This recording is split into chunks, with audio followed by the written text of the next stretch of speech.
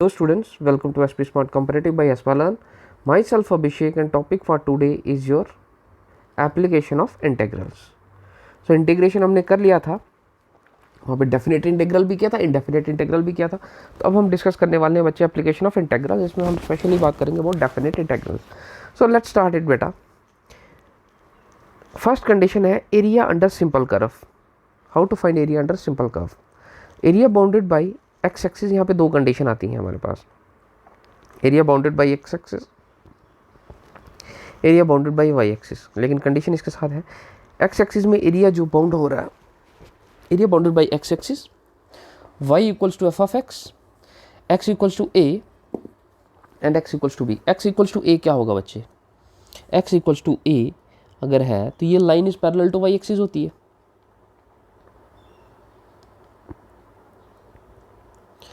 Line parallel to y axis. ठीक है, y axis के पैरेलल लाइन है x equals to n x equals to b. Area bounded by x axis, ये आपका x axis है, x equals to A and x equals to b, ये दो lines हैं, and Y equals to F of x. आपके पास ये curve है Y equals to F of x. इसके बीच में आपका एरिया जो है बाउंड हो रहा है, एनक्लोज्ड एरिया है. तो आप लोग इसका एरिया फाइंड आउट कैसे करोगे? With the help of integration. So this is your area and integration from a to b, क्योंकि यहाँ पे आपके पास लिमिट जो है वो एक्स एक्सिस पे है और वो आ रही बच्चे ए टू बी, ये रीजन. ठीक, लोअर लिमिट ए है, अपर लिमिट बी है, एरिया एनक्लोज है बच्चे एक्स एक्सिस पे. एक्स एक्सिस पे आपके जो पॉइंट मिल रहे, स्मॉलर पॉइंट ए मिला है, लार्जर पॉइंट बी मिला है, तो between A to B and derivative of E.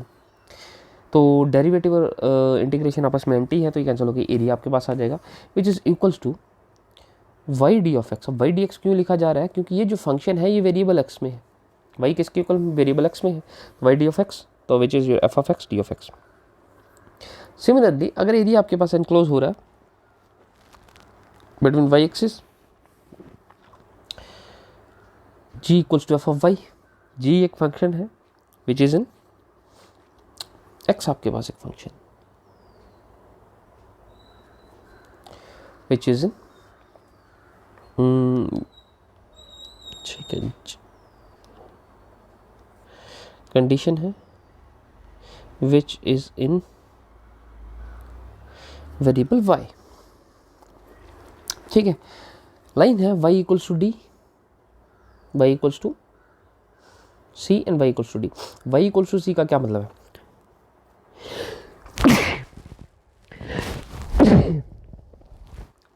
Y equals to c है बच्चे line parallel to x axis. ऐसा ही होता है बेटा. तो एनक्लोज्ड एरिया क्या आ गया बच्चे? रीजन आ गया फ्रॉम सी टू डी. आपके पास पॉइंट्स हैं, एक्सिस पे आपको वैल्यूज मिल रही हैं कि सी और डी के बीच में कुछ एरिया है, और फिर आ गया enclosed area G of Y. तो डी ऑफ ए अपने कर दिया सी टू डी, तो एक्स डी ऑफ वाई, इस तरह से.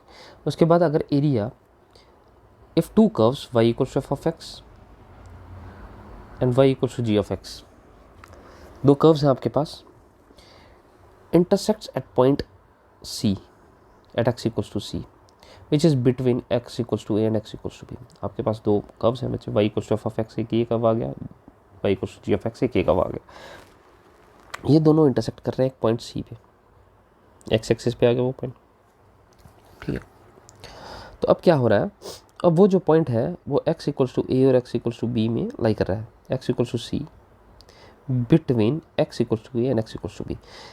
एक्स एक्सिस पे जो पॉइंट ए है और बी है उनके बीच में सी लाई कर रहा है. तो आपके पास अब एरिया जो है, area bounded by, then area bounded by two curves. कौन कौन से कर्व हैं? Y equals to F of x and Y equals to ji of x, ये दो कर्व हैं. X equals to a, boundary ये जो है, बाउंड्री एक लाइन ये है, एक लाइन ये है, और आपका एक्स एक्सिस, इनके बीच में एरिया एनक्लोज हो रहा है. तो ये किस तरह से होगा बच्चा? तो हमारे पास क्या हो जाएगा? ए टू सी लिमिट लिया जाएगा. क्यों ए टू सी क्यों लिया जाएगा? क्योंकि ये जो एफ ऑफ एक्स है इसके अंदर जो एरिया आ रहा है Y equals to F of x वो ए टू सी में है. ठीक है, फिर जब y equals to ji of x में है तो जब जी ऑफ एक्स फंक्शन आ रहा है बेटा, वो आ रहा है सी टू बी के अंडर। ठीक, वो कहाँ पे आ रहा है? सी टू बी के अंडर आ रहा है। तो जब g of x function apply होगा, ठीक है, एरिया तो सारा ही आ जाएगा, लेकिन ये जो कर्व जनरेट होगा ये हेल्प करेगा आपको फाइंड आउट करने में जी ऑफ एक्स। तो जी ऑफ एक्स कहाँ से? सी से बी तक, तो ये अपने लिमिट चेंज हो गया। नेक्स्ट आ गया बच्चे, अब एरिया एनक्लोज हो रहा है between two curves. Y equals to F of x एक कर्व है, Y equals to ji of x एक कर्व है। ठीक है, बिटवीन टू कर्व्स। ठीक है, तो y equals to F of x and y equals to ji of x दो कर्व्स हैं, intersect at point x equals to A and x equals to, अब ये दो कर्व हैं जो दो पॉइंट पे इंटरसेप्ट कर रहे हैं। ठीक है, तो ये सेकंड कर्व है। ठीक है, एक एफ ऑफ एक्स है, जी ऑफ एक्स है, आपको इनके बीच में एरिया फाइंड आउट करना है। तो हम क्या करेंगे बेटा, हम लोग A to B F of X minus G of X करेंगे। क्यों करेंगे? क्योंकि आपके पास एफ ऑफ एक्स के अंडर कौन सा एरिया है? ये सारा एरिया है। अगर हम सिर्फ एफ ऑफ एक्स को कंसीडर करते हैं तो एफ ऑफ एक्स के अंडर कौन सा एरिया आ रहा है? ये एरिया आ रहा, area bounded between x axis, x equals to B and F of x. इसमें से हम लोग माइनस कर लेंगे area which is bounded by this lines, which is bounded by g of x and between a and b. ठीक है, तो मैं इसको क्या करता हूँ, एक स्टेप ओवर लेके जाता हूँ। तो मैंने क्या किया, A to B F of X, पहले मैंने A to B F of X की,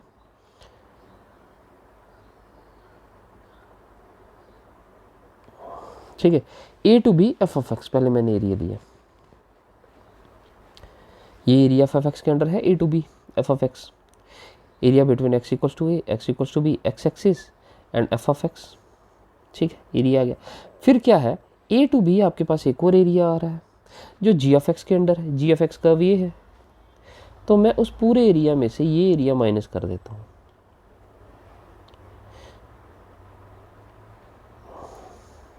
तो आपके पास जो एरिया वापस रह गया वो रह गया सिर्फ ये।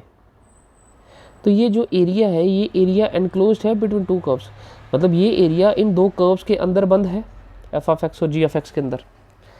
ठीक है, तो ए टू बी, दूसरा कर्व भी ए टू बी के अंदर है। ठीक है, नेक्स्ट आगे बच्चे, if f of x y equals to F of x and Y equals to ji of x intersect at x equals to A and x equals to, दो points के x equals to A and x equals to b के अंदर है, such that ये दो curve है बेटा, intersects at x equals to A and x equals to b, ये दोनों कर्व इस पे इंटरसेक्ट कर रहे हैं। एंड सी जो है such that A is less than C and C is less than B and F of x is greater than ji of X when A approaches to C. तो A आपके पास क्या है बच्चे, ए जो है वो लेस देन सी है। ठीक है, ठीक है, तो हमारे पास F of X greater than ji of x है। ठीक है, बिटवीन ए एंड सी, क्योंकि ए और सी के बीच में एक पॉइंट आ गया यहाँ पे, f of x is greater than ji of x. And c to b में क्या है, f of x is less than ji of x, तो जी ऑफ एक्स कर्व ये आ गया, एफ ऑफ एक्स यहाँ पे आ गया। ठीक है, अब है area enclosed between these two curves, तो आपको ये एरिया फाइंड आउट करना है, इन दो कर्व्स के बीच में जो एरिया है ये एरिया फाइंड आउट करना है हमें। तो हम वैसा ही करेंगे, पहले ए टू सी में एफ ऑफ एक्स के अंडर जो एरिया है ये फाइंड आउट करेंगे। ठीक है, इसको मैं नीचे लेके चलता हूँ, यहाँ पे बनाते हैं हम। तो ए और सी के बीच में, अब ये देखिए लाइन है, ये x equals to c line आ गई, ये लाइन जो है ये एक्स इक्वल्स टू सी हो गया। एक्स इक्वल्स टू ए के अंडर, एक्स इक्वल्स टू सी के अंदर ये एरिया है, एक्स एक्सिस के अंडर है और एफ ऑफ एक्स के अंडर है। तो ये बन जाएगा बच्चे a to c f of x D of x. इसमें से आप लोग माइनस करेंगे ए टू सी, क्योंकि ये अब ये एरिया है, ये जी ऑफ एक्स ये वाला कर्व है रेड वाला, तो ये भी area between x equals to A x equals to b है, एक्स एक्सिस के अंडर है और g of x, a to c g of x D of x है, प्लस अब सी टू बी भी सेम होगा। सी टू बी में क्या है, अब ये जी ऑफ एक्स का एरिया ऊपर है, अब इसमें से वाइट में से अगर ब्लैक एरिया को माइनस करेंगे तो ये जो एरिया बिटवीन टू कर्व्स रह जाएगा। सिमिलरली आप लोग f of g of x ऊपर वाला कर्व है, तो हम पहले एरिया फाइंड आउट करेंगे between x equals to a, ये जो है सी से बी तक है कंडीशन, ये कंडीशन सी से बी तक है, और कर्व है जी ऑफ एक्स माइनस। अब यहाँ आप लोग क्या करेंगे बेटा, again c to b condition है, लेकिन इसमें से अब हम माइनस कर रहे हैं। क्या माइनस कर रहे हैं? जो एफ ऑफ एक्स के अंडर एरिया है, एफ ऑफ एक्स के अंडर आ गया, आपके पास यही एरिया रह गया वापस। तो इस तरह से आप लोग curves between area between curves find out करेंगे। चलिए इस पे कुछ क्वेश्चंस करते हैं तो आपको क्लियर हो जाएगा। ये आपका पीडीएफ भी है, ठीक है। तो चलिए फर्स्ट क्वेश्चन है बच्चे हमारे पास,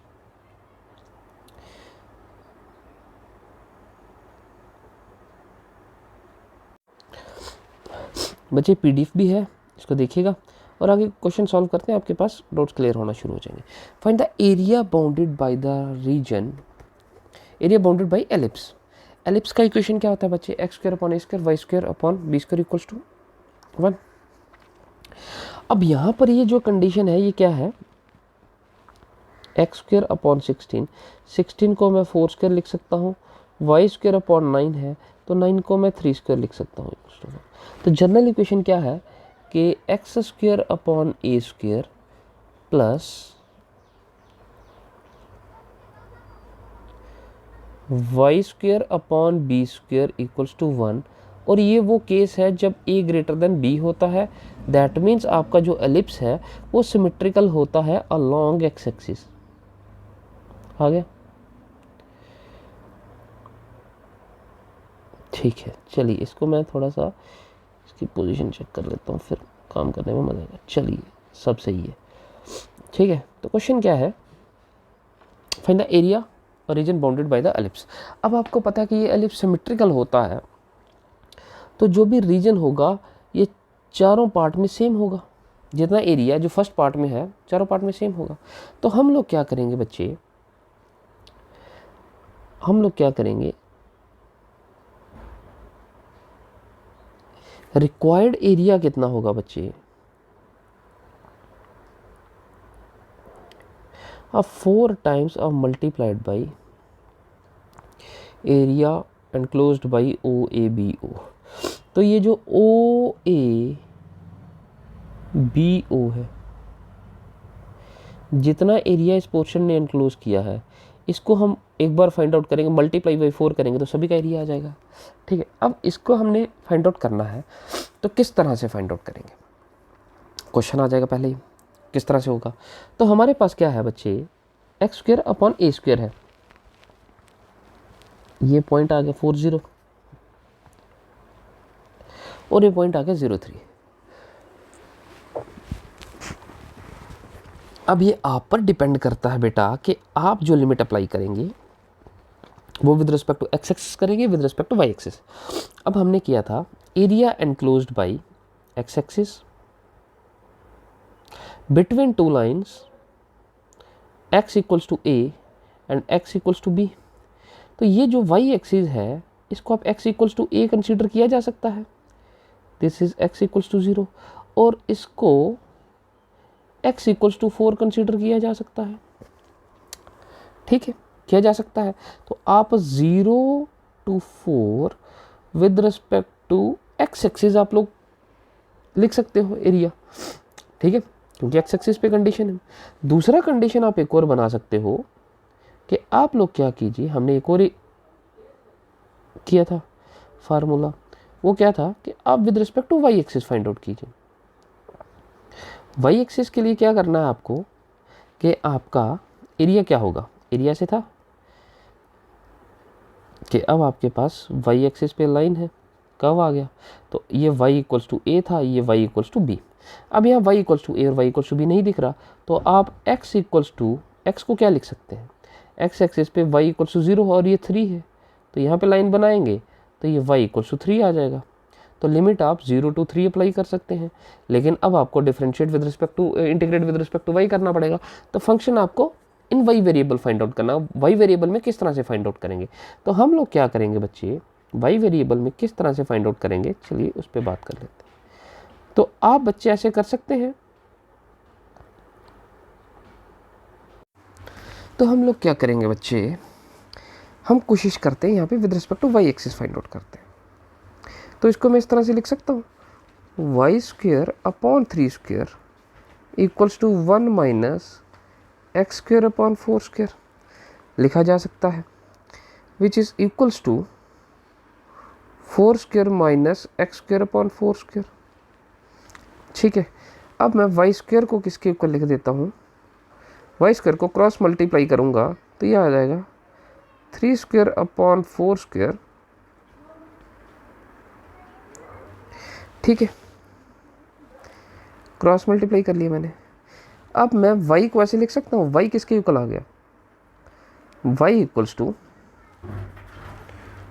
square root of 3 upon 3 square upon 4 square, या मैं इसको होल स्क्वेयर कर लूँ 3 upon 4 whole square and 4 square minus x square, which can be written as y equals to 3 upon 4 and 4 square minus x square लिखा जा सकता है। तो ये आपके पास ये जो कंडीशन है, ये फंक्शन इन वेरिएबल एक्स आ गया। अब ऐसे ही करते थे, तो एफ ऑफ एक्स कर लीजिए, D of x.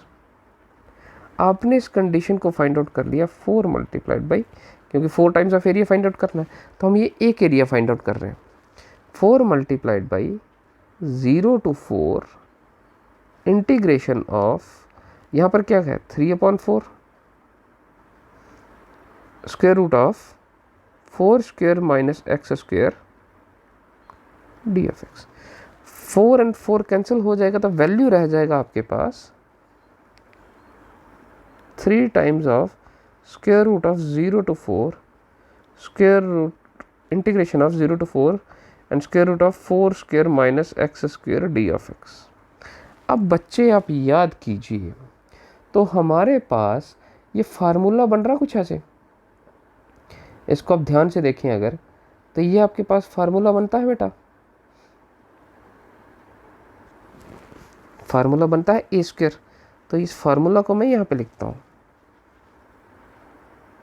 Integration of square root of a square minus x square. ये किसके इक्वल होता है बेटा, x upon 2 which is equal to square root of a square minus x square plus a square upon 2 sine inverse x upon a plus c. ठीक है, इस तरह से। ठीक है, तो फार्मूला ये है, तो हम अप्लाई कर लेते हैं। इसको मैं मिटा ही देता हूँ क्योंकि ये स्पेस ले रहा हमारी। ठीक है, तो ये किसके इक्वल आ जाएगा, 3 टाइम्स ऑफ, अब integration of a square minus x square किसके इक्वल आ गया, x upon 2 which is square root of a square minus x square plus a square upon 2। तो ए स्क्वेयर माइनस, यहाँ पे ए कितना है 4 है, तो a square upon 2 4 square upon 2 sine inverse x upon a, x upon 4 आ गया, और लिमिट आ गया 0 to 4। यहाँ upper limit minus lower limit कर लीजिए, तो क्या होगा बेटा, ये 3 टाइम्स ऑफ 4 अपॉन 2।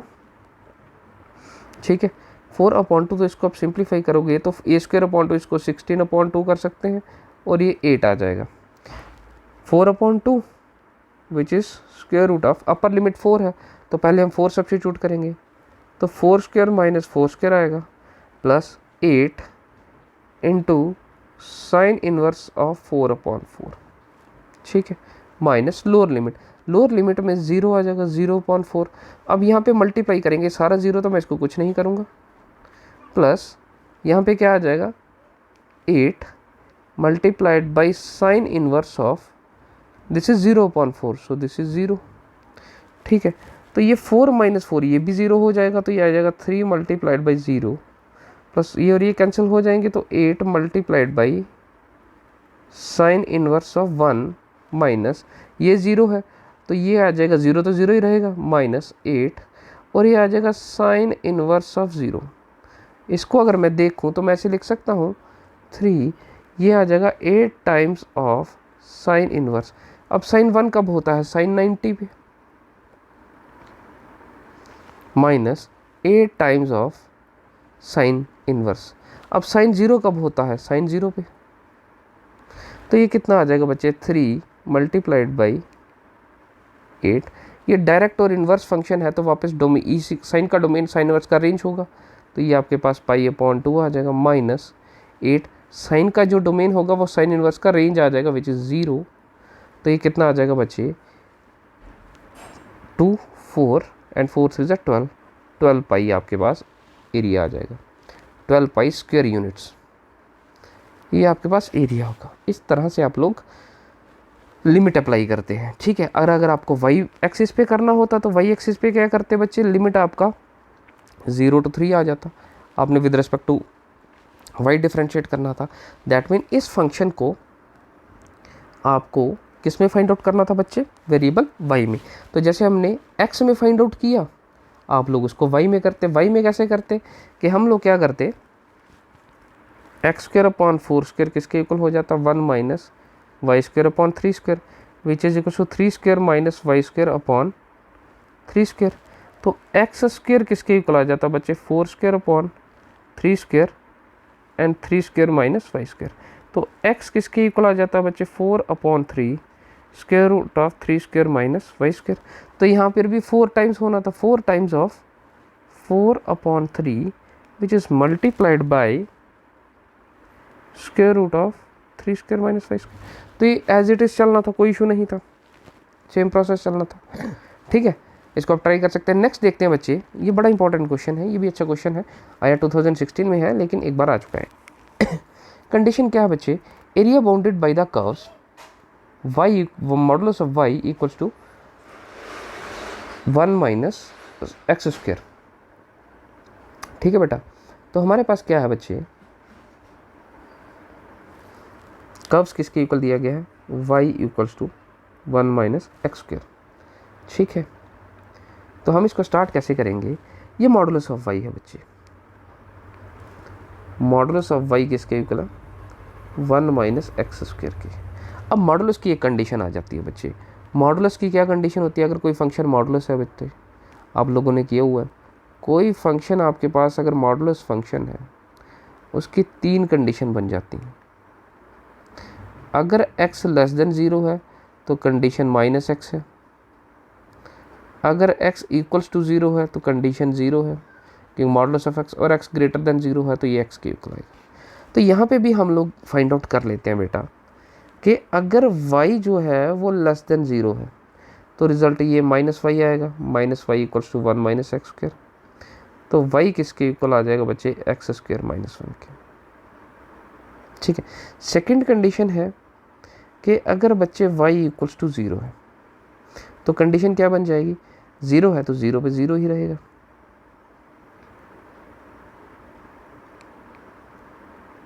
-1। तो दैट मीन्स एक्स स्क्वायर किसके इक्वल आ जाता है बच्चे? 1 के। थर्ड कंडीशन है अगर बच्चे y ग्रेटर देन 0 है तो मॉडुलस ऑफ y y के इक्वल आएगा, y equals to 1 minus x square. तो y की 3 कंडीशनें हो गई। एक कंडीशन आ गया बच्चे,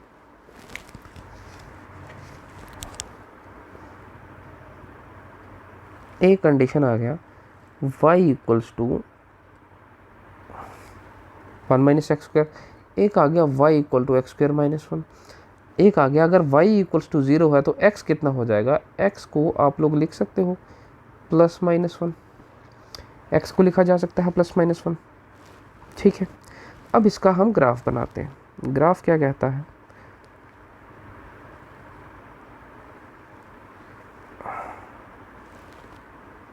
x axis, this is your x dash, this is your y and this is your y dash. पहले हम इस कंडीशन को देख लेते हैं। ठीक है, ये कंडीशन क्या है? अब ये भी एक ग्राफ बन गया क्योंकि y किस में है? ये फंक्शन इन वेरिएबल x में है, ठीक है। तो इसमें से हमारे पास 2 कर्व निकल गए, एक ये निकल गया। अब ये जो कंडीशन है y इक्वल्स टू, अब इसको देखिए, y equals to function in variable x और ये बन गया एक्स स्क्वायर माइनस 1। दूसरा है y equals to function in variable x 1 minus x square. ये 2 अलग अलग ग्राफ बन गए। तो हम इनके दो ग्राफ बनाएंगे, पॉइंट्स फाइंड आउट करेंगे। तो बच्चे x अगर 0 है तो y कितना है? x अगर 0 है तो y -1 है, और अगर y 0 है बेटा तो x किसके इक्वल है?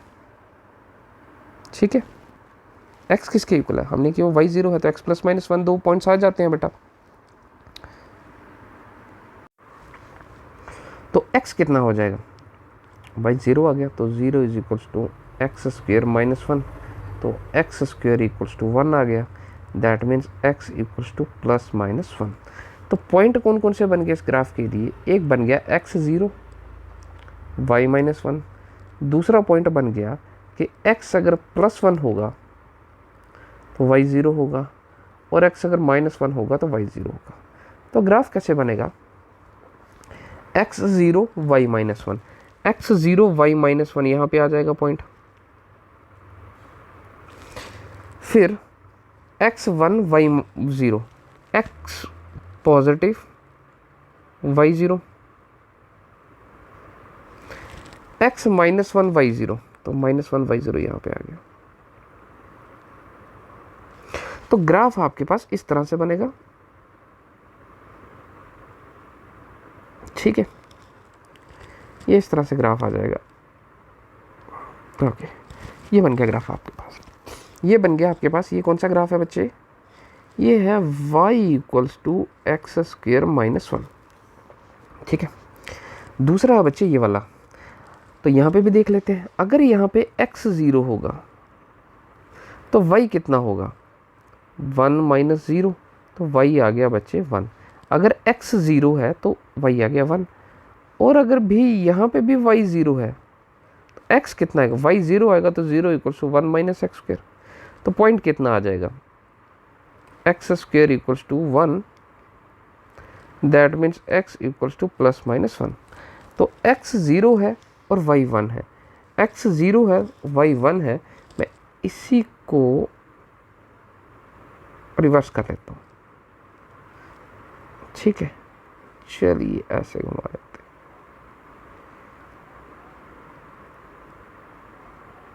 हैं, ये बन गया दूसरा।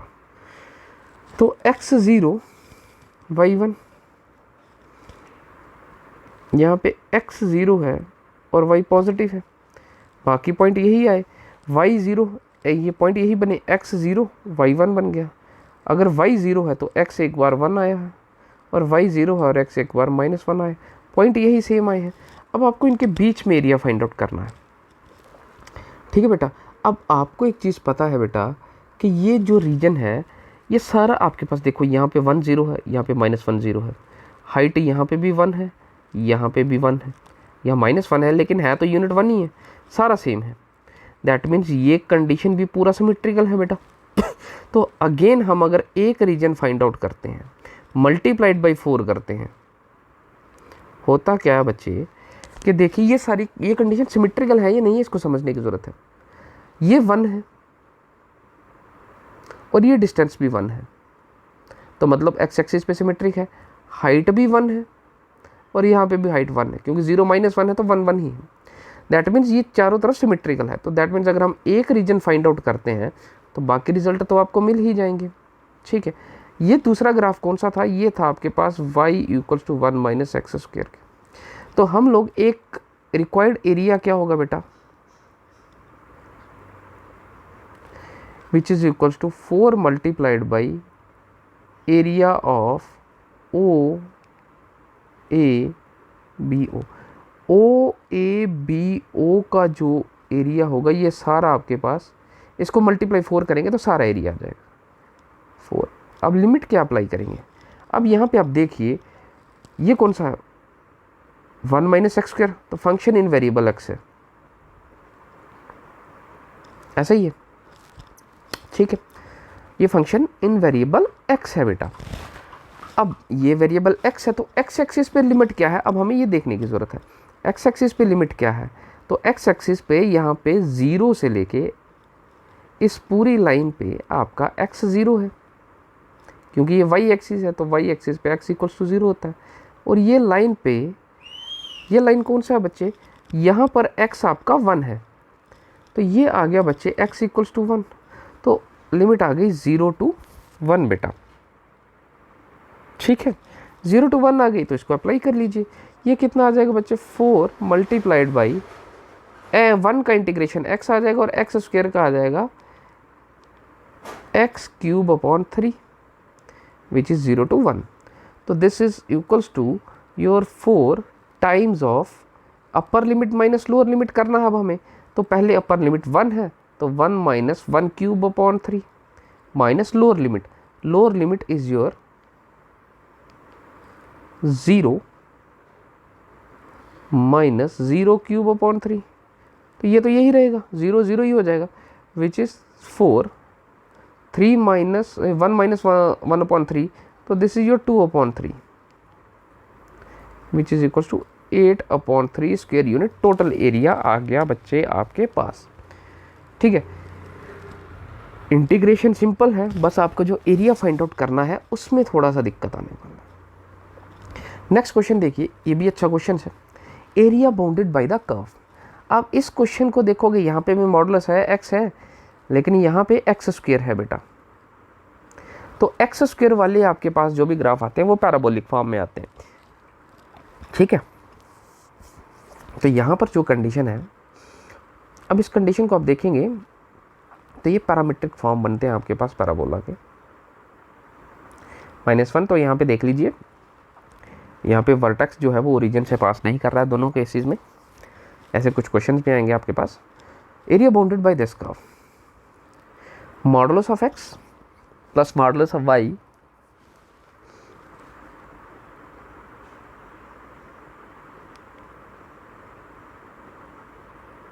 इक्वल्स टू 1, ठीक है। तो अब आपको क्या करना है बेटा, इसका एरिया फाइंड आउट करना है इस रीजन में जितना एरिया आएगा। लेकिन यह मॉडुलस है, तो मॉडुलस का केस में बड़ा खेल होता है। खेल क्या होता है कि फंक्शन अगर मॉडुलस के इक्वल है तो अगर बच्चे x less than equals to 0 है तो कंडीशन -x के इक्वल आती है, और x अगर ग्रेटर देन 0 है तो ये x के इक्वल आता है। तो ये x और y की अलग अलग कंडीशन बन सकती है। क्या कंडीशन बन सकती है बच्चे, x ग्रेटर देन 0 हो या y ग्रेटर देन 0 हो। तो बच्चे x ग्रेटर देन 0 हो, दोनों अगर ग्रेटर देन 0 हो तो इक्वेशन बनेगी x plus y equals to 1। लेकिन अगर x लेस देन 0 हो और y ग्रेटर देन 0 हो तो उस केस में minus of x plus y equals to 1 बन जाएगा।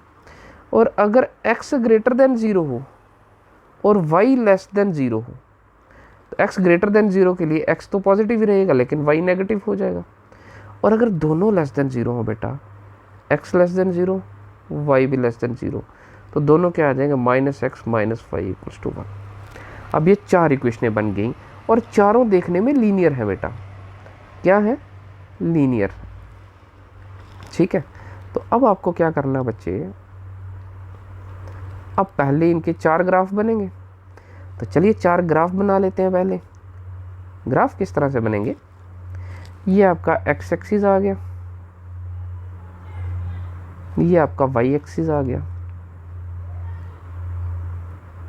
ठीक है। तो इस पहले हम फर्स्ट कंडीशन को देख लेते हैं।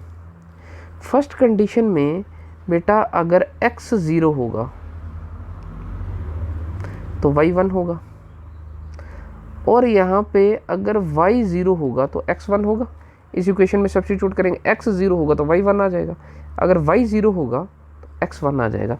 तो दोनों पॉजिटिव हैं, x 1 0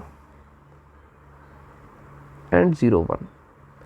तो ये आ गया आपके पास, ये पॉइंट आ गए और ये लाइन आ गई। लाइन बन गई बच्चे x plus y equals to 1। दूसरा कंडीशन देखेंगे कि अगर बच्चे x 0 होगा, x 0 होगा तो y 1 के इक्वल आ जाएगा। लेकिन बच्चे अगर y 0 सब्स्टिट्यूट करोगे तो x किसके इक्वल आ जाएगा, माइनस y 0 करोगे तो माइनस एक्स इक्वल्स टू 1 हो जाएगा। माइनस एक्स इक्वल्स टू 1 मतलब x माइनस 1 के इक्वल आ जाएगा।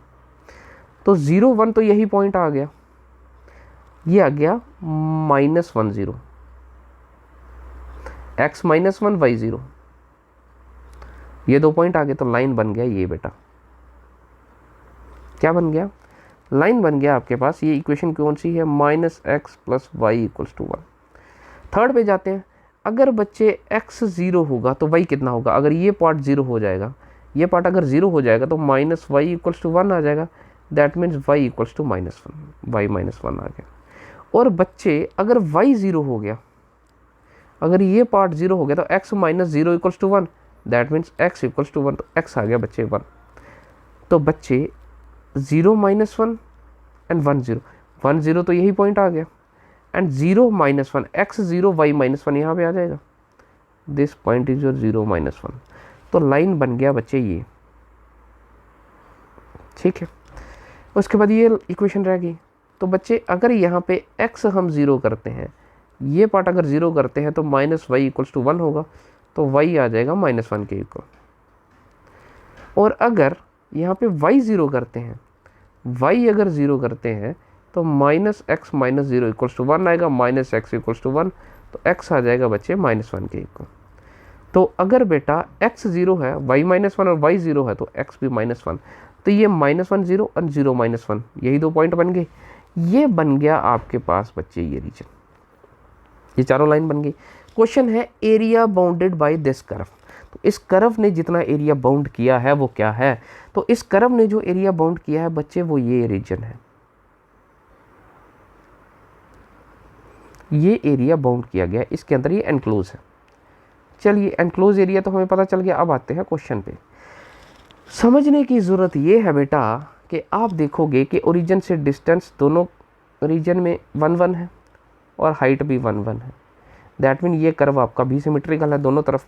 तो आप अगर एक रीजन फाइंड आउट करते हो और मल्टीप्लाई बाई 4 करते हो तो पूरा एरिया आ जाएगा, ठीक है। तो पूरा एरिया जब आ जाएगा आपके पास तो मैं कहता हूँ कि आप फाइंड आउट करते हो 0, ठीक है।